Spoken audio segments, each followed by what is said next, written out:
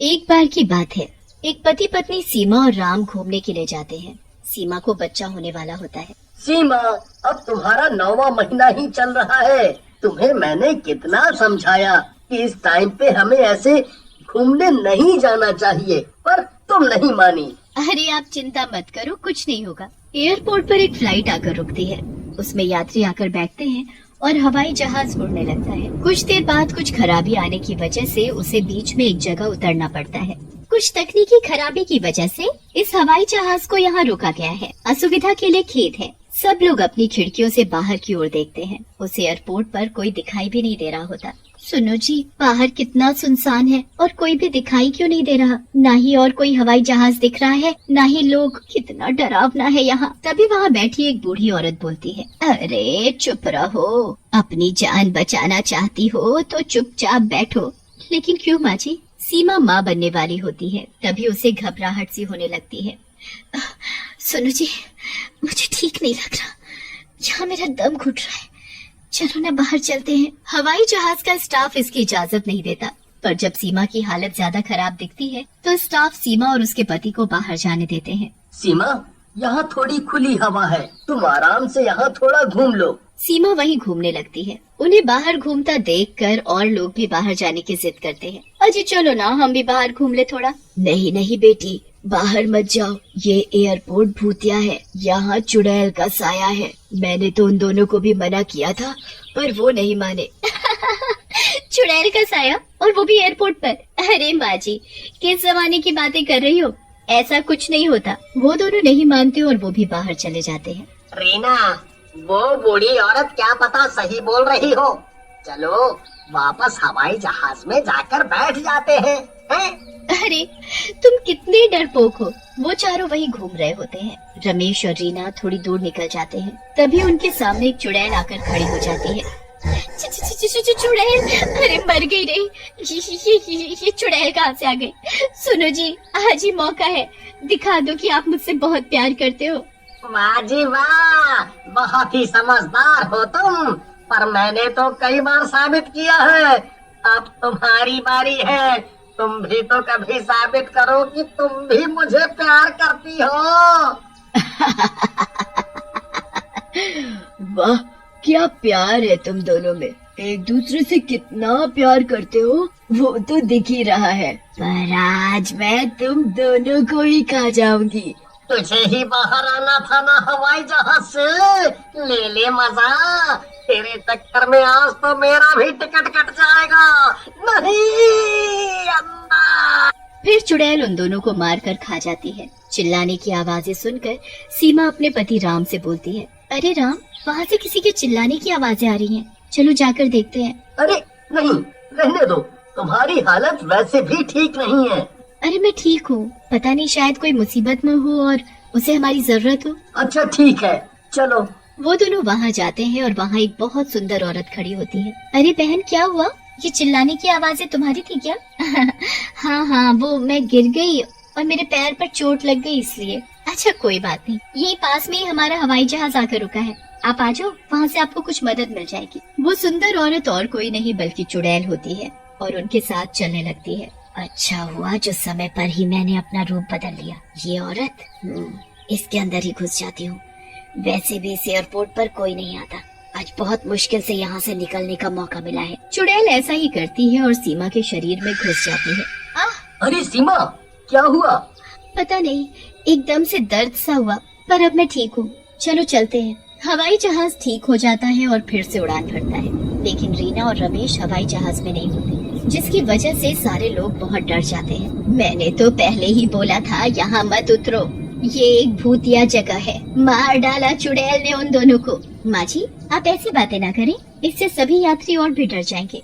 ए लड़की, ज्यादा मत बोल, चल कुछ खाने को ला, मुझे बहुत भूख लगी है। अरे सीमा, ये तुम कैसे बोल रही हो? तुम तो कभी भी इस भाषा में किसी से बात नहीं करती। हाँ? नहीं नहीं, मुझे सच में बहुत भूख लगी है।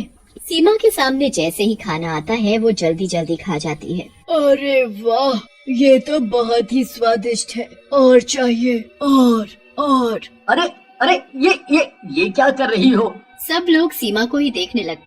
सीमा सीट से उतरकर नीचे बैठ जाती है। सीमा की आंखें लाल हो जाती है और वो अपनी गर्दन को गोल गोल घुमाने लगती है। अरे मर गया रे, लगता है इसे तो भूत चढ़ गया है। बचाओ बचाओ, भागो रे भागो, अपनी अपनी जान बचाकर भागो। तभी वहाँ एयर होस्टेस आती है। मैडम प्लीज आप ऐसे मत करिए, आप अपनी सीट पर बैठ जाइए, आपको जो भी चाहिए वो मैं खाने को दूंगी। अरे वो तो तू मुझे वैसे भी ला कर देगी, नहीं तो मैं पूरे हवाई जहाज के लोगों को खा जाऊंगी। सीमा धीरे धीरे करके हवाई जहाज में रखा सारा खाना खा जाती है, लेकिन उसकी भूख नहीं मिटती। और खाना लाओ। मैडम अब तो सारा खाना खत्म हो गया है। नहीं, मैं इंतजार नहीं कर सकती, मैं तुझे ही खा लेती हूँ। ऐसा बोलकर सीमा उसी एयर होस्टेस को खा जाती है।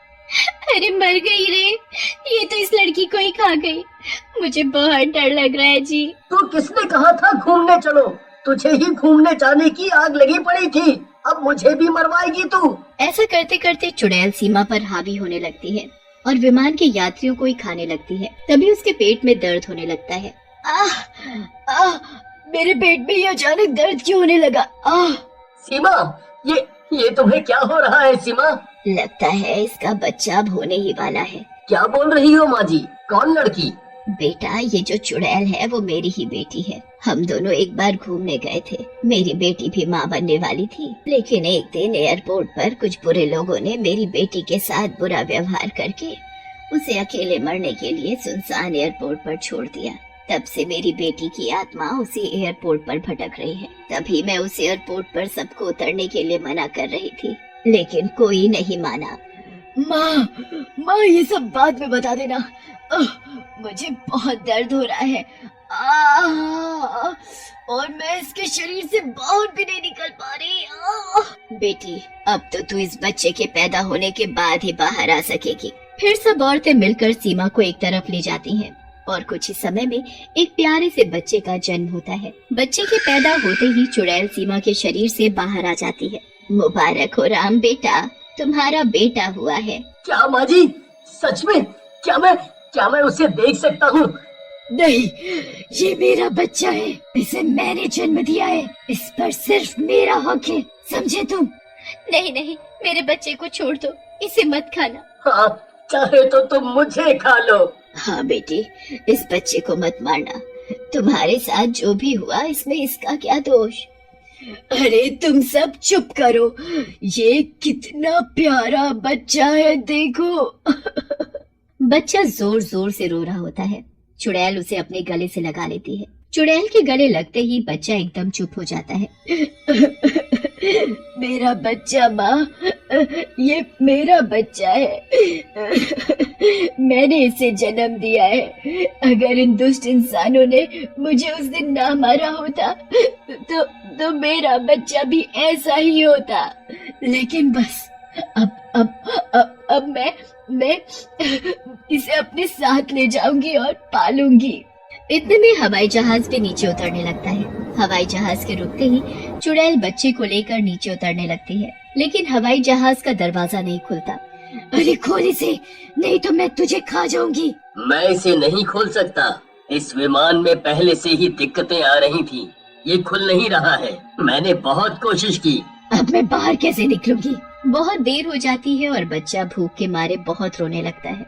बेटी तू एक चुड़ैल है और ये इंसान का बच्चा, तू चाह कर भी इसे दूध नहीं पिला सकती, उसके लिए तुझे इसको इसकी माँ को ही देना होगा। चल लड़की, मेरे बच्चे के लिए दूध ला। चुड़ैल जी, विमान में अब कुछ नहीं बचा, सब तो आप खा पी गई।